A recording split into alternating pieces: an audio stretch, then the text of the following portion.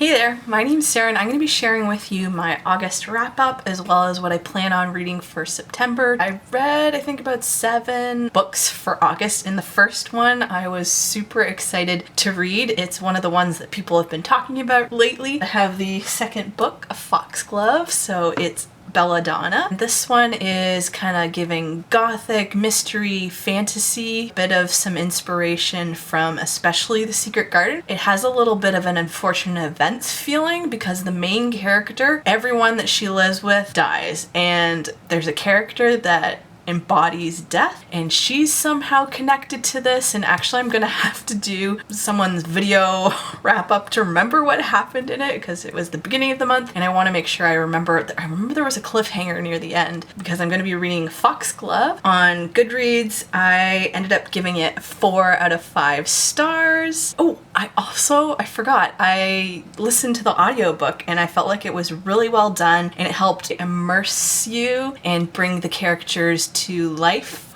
or death. If you do want to follow me on there, I always have it linked below in the information bar. Next book, I think I read a number of graphic novels actually. It's called Lavender Clouds. The name, the color caught my eye. Those colors were taken into the many comics. It's a collection based on mental health themes as well as neurodivergence. It's based off of the author's life, so I guess it's a bit of a non-fiction graphic novel. And I gave this one 4 out of 5 stars on Goodreads. Ooh, there is another one by this author that I want to read called Sensory Life on the Spectrum, and I think this one's on Hoopla. Actually, most of the books that I end up reading, I borrow like on Libby. I always love mental health theme. I find it lends well to graphic novel form. Definitely a creative at heart, so I did really enjoy that one. Unfortunately, I had a string of 3 stars. Truth or Dare from the Creepover series. I believe it was based originally on another novel series. I was really intrigued by the cover. It's fairly new. As I said, unfortunately this was a 3-star for me. There were some scary bits sprinkled throughout. There's a creepy menacing character and everyone thinks it's this girl who passed away recently. Just some of the things that were revealed as to who it was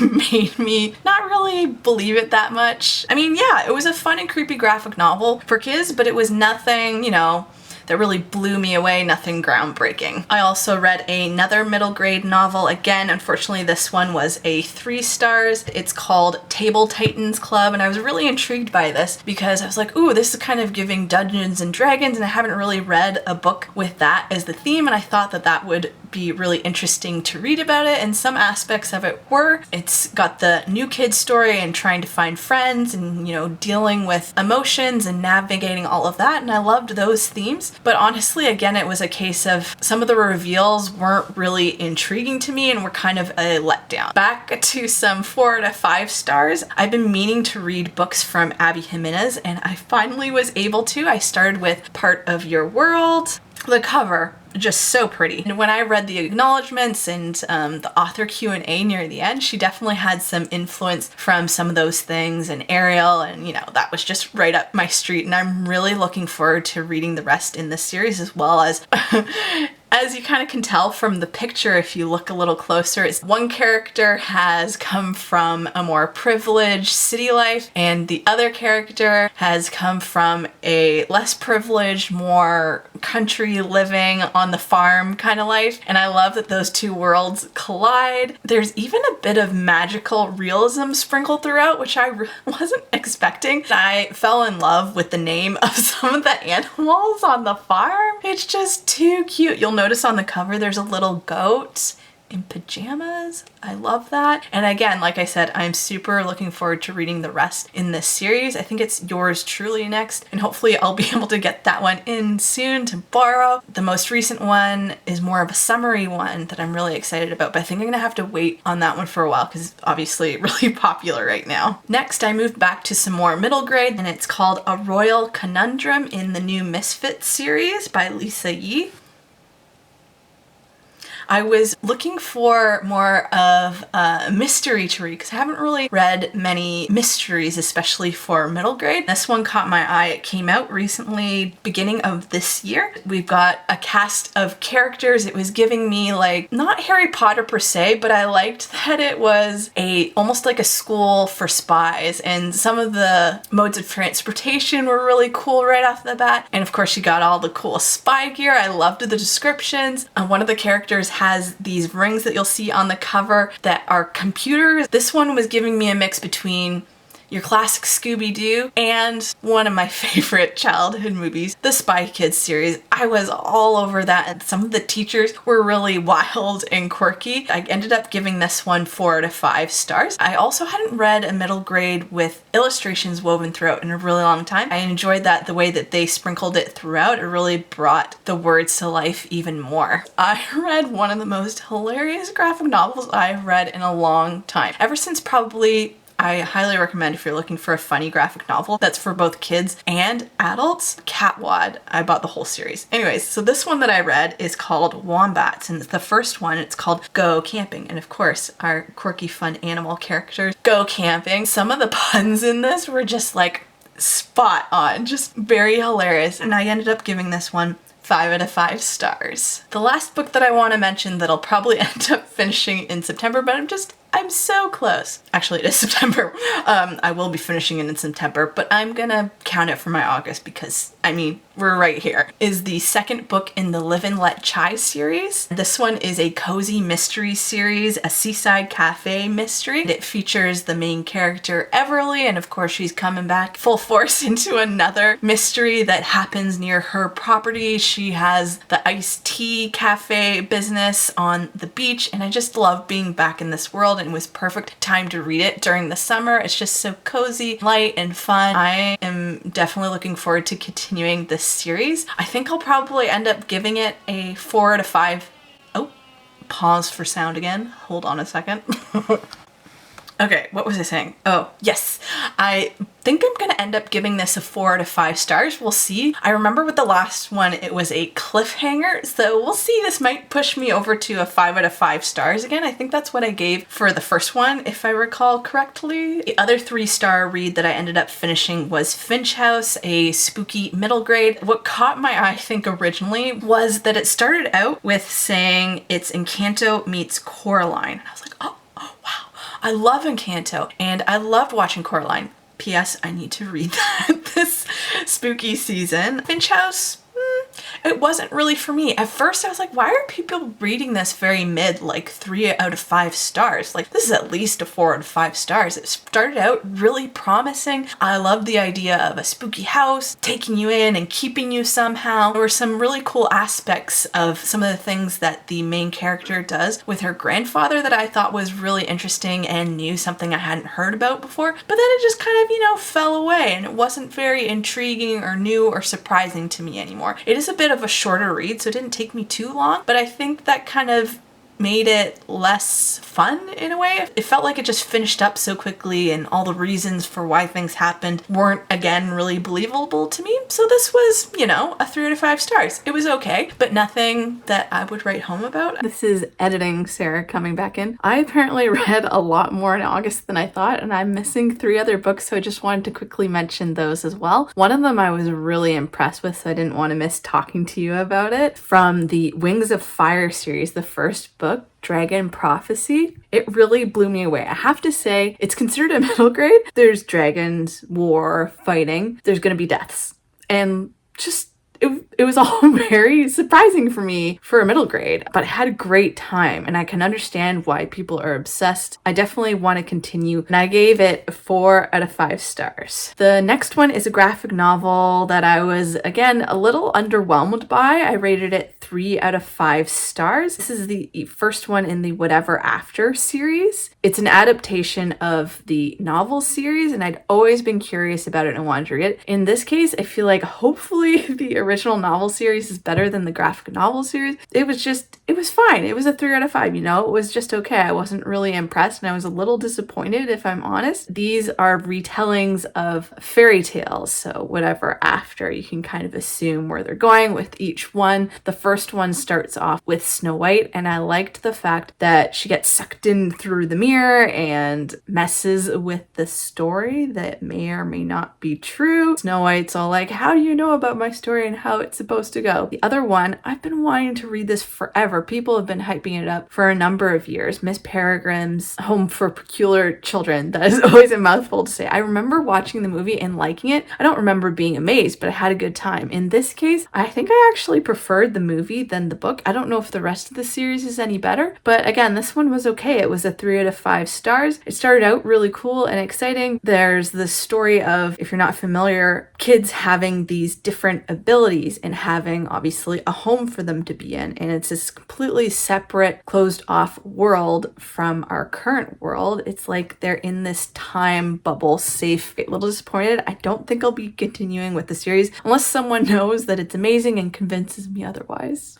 And how could I forget Hollowpox, The Hunt for Morgan Crow. This is the third one in the Morgan Crow series. The first one just like blew it out of the water for me. I was so impressed with it. And every chance I get, I do try to listen to the audiobook. So for this third one, I was able to get the audiobook from Libby with my library. I have to say, this voice actress is just absolutely amazing. She makes everything sound so great. All the characters sound so cool. You're totally immersed in this story. This is one of those series where you're like, if you loved Harry Potter and you are like craving that feeling again, this comes pretty darn close. I ended up giving this one 4 out of 5 stars. Let's move on to what I plan on reading in September. I did start off with a middle grade. It's a historical fantasy middle grade with a bit of mystery. The cover really intrigued me. A couple sentences. Max Bretzfeld doesn't want to move to London. Leaving home is hard, and Max is alone for the first time in his life, but not for long. Max is surprised to discover that he's been joined by 2 unexpected traveling companions, one on each shoulder. It's set during World War II. A British spy. That's intriguing. I wonder how that's gonna go. Let's look at my long list of things. One of the other really hyped books that's going to be,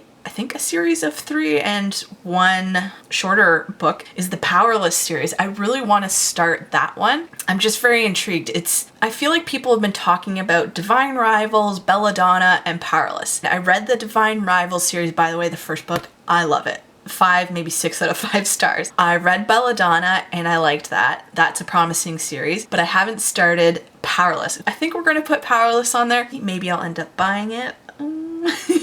Ooh, you know what would be fun to read, and I've been wanting to read for a while, is The Wishing Game. And this one's by Meg Schaefer. She also came out with The Lost Story. I want to read The Wishing Game because it seems like it's maybe like a magical library. It's definitely magical realism, one of the tags. Lucy Hart knows better than anyone what it's like to grow up without parents who loved her. In a childhood marked by neglect and loneliness, Lucy found her solace in books, namely the Clock Island series by Jack Masterson. Honestly, I want to go in with not knowing too much, so that's why I don't have a great summary for you for this one. Okay, let's add The Wishing Game. I guess making up my TBR on the spot, but I have an ongoing list of, ooh, you can't see that, but I have an ongoing list of things that I want to make sure that I read that I don't forget about. You know, there's just so many. I mean, I've got 100 and the hundreds on my Goodreads list and so many other lists everywhere. Oh, you know what? I also really want to continue the Caraval series. I loved that first book. So maybe I'll read the second one in that one too. We've got some fun fantasy. That one's really good too. So let's do that one. And I'm hoping to read Yours Truly, but again, I'm not sure if I will get that one in time. Throw a little bit of an adult romance in there. I think I might be overly ambitious, but I also want to start the Inheritance games. That one's got like a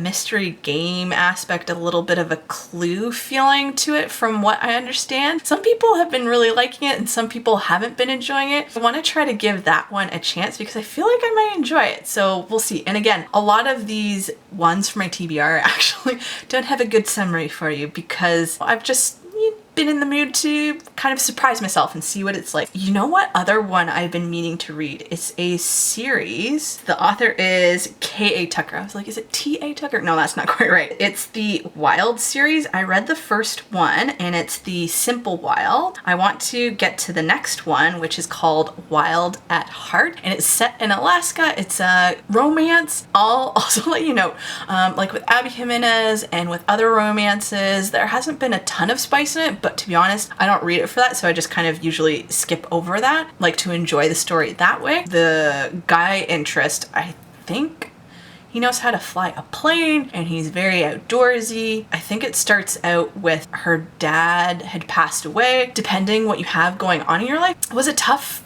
read for me personally when I first read it a couple years ago. I ended up being okay. It was a little bit cathartic in a way. That one is definitely giving all the fall feelings with the red foliage there, so I think that that would be a great choice for September. I'm just going to show you the physical books that I have that are on my TBR. I love this show. I've been meaning to read this book forever. This is my mom's copy that she gave to me. It's called Christy, and this one's by Catherine Marshall.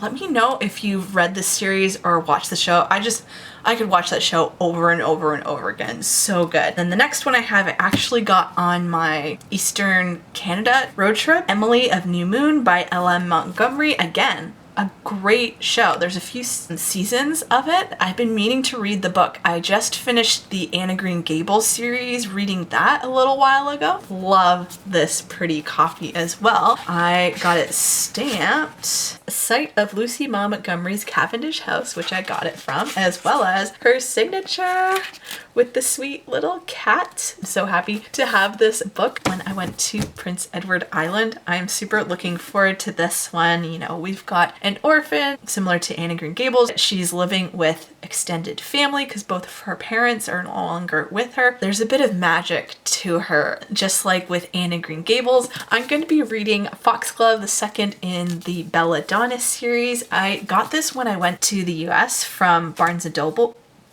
Barnes & Noble. It's their exclusive edition.